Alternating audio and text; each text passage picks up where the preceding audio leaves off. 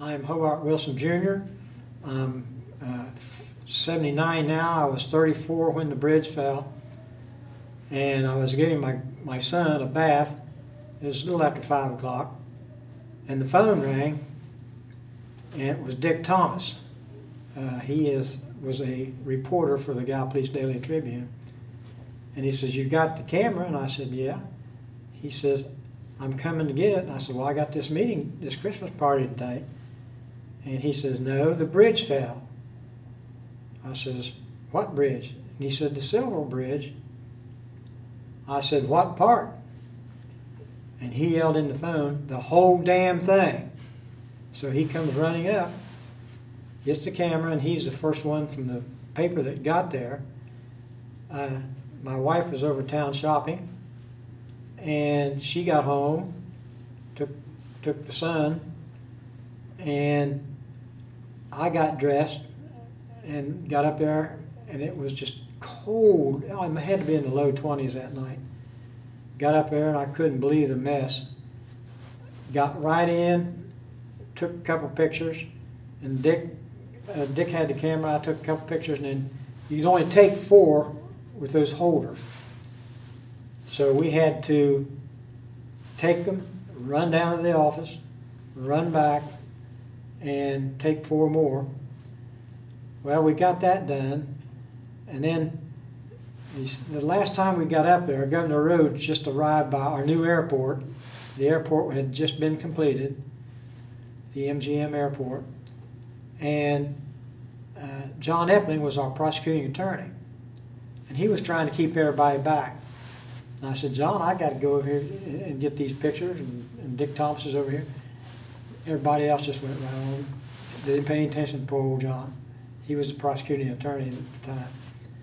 Well, anyway, we got back to the office, and Pat Houck was our society editor, and she dropped over to Holzer Hospital at the time, which was downtown, ready for any of the victims that they might bring in or the injured. Nobody came. And then everybody seemed to flow into the Tribune, which we just opened, our new offset plant on 3rd Avenue. We'd been downtown, and Thanksgiving we moved into our new plant. We had no idea what we were doing. And we got started piecing things together, and that was around a little after 8:30 or 9. Dick Wheeler of the United Press International showed up. AP showed up. Life, Look, all the magazine people showed up, the Cleveland Plain Dealer, and just took over our office. And here we are trying to get out, get out an extra and everything. And they were there until about 3 or 4 in the morning. And of course the news went national after that. And we finally got our extra out about 4 or 5 o'clock in the morning. Didn't know how to put a headline together because we didn't know at the time on the computers and offset. All you had to do is type something in. You could blow it up as big as you wanted to. So what we did, Jim Danner, our advertising manager, went to an ad book and got letters about this big out of the ad book, "Disaster." That was a big headline, "Disaster." That's how we got our headline. But then, after that, the next 3 or 4 months, it was, just bedlam, because everybody was calling in. The obits came day after day after day. And I told Kevin Kelly, who used to be one of our reporters and used to work out at the university, that, in my opinion, was, the greatest thing that ever happened. I was with the newspaper almost 50 years, and that was the greatest thing that ever happened, or the biggest thing that ever happened. And something, you never forget. My wife's sister, Barb Miller, her husband Dean, was on the top of the bridge when it fell, and the way they explained it, it bounced this way and then down, and Dean got out and ran, but the guy he was with was from Middleport, and he survived. He survived the crash. Bob Winget, who later became publisher, did a feature on that night. Unbelievable, just an unrealistic story. Again, after that, it was just bedlam for almost until April, until I think they found the last body. So, you got some questions? What was this? Okay, how long did it take you to get to the scene after it fell? What did you find there? After I got dressed, Dick told me to take the flood escape road, which is now the highway, you know, up to one of the plants. It was just an old gravel road, so I took that road to get up there, and then pulled on over at the filling. I parked about 100 yards, 100 feet from the bridge, and walked the rest of the way. But it took about 5 or 10 minutes, because I lived on 4th Avenue at the time, by the Washington School. So what did you find when you arrived on the scene?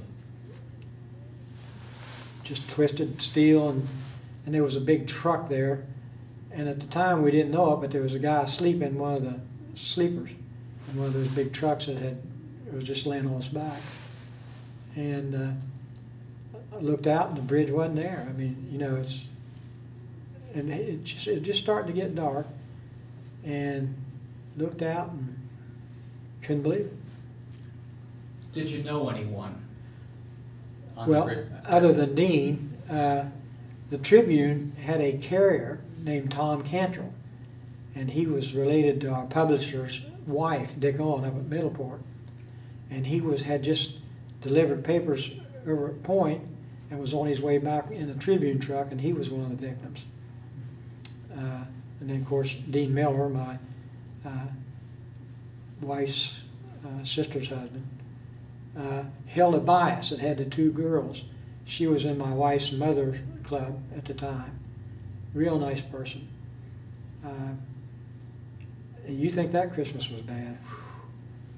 That was a hard one to take. What was it like at the churches, at the schools afterwards? You know, that's just about like the gentleman before me just said. You know, after an incident like that, everybody just shocked, you know, stunned, couldn't believe what was, you know, why, you know, that's the first question. Why did it happen? Why did it happen? Why did it happen when it happened, you know, with the Christmas rush?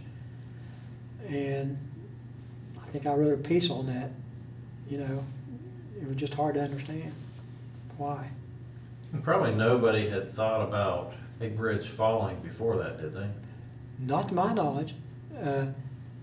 You know, that bridge was built in 27 or 28, and it was around 40 years old.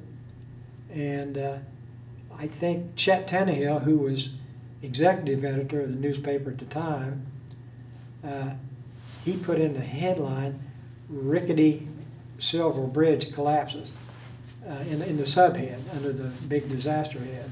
But I've never, you know, I think the last time I was over that was about 2 weeks before. A bunch of us went down to see Marshall play Miami in a basketball game down in Huntington. And that was the last time that I was over. I had been in the National Guard for about 4 years over at Point Pleasant, and usually, you know, from 58 to 61, you know, every weekend. Never noticed anything bad about it. Did you hear anything about Mothman or the cornstalk curse? Well, we made it a big joke at the newspaper. We figured some yo-ho went out and got drunk and had gone over to wherever it took place, and he was seeing things. I mean, that was the joke around our office at the time. But you know what they've done with it now. They've made a big issue, and here, Rodante movie here about 3 or 4 years ago down in South Carolina was a big part of it, and all that kind of stuff. I don't know.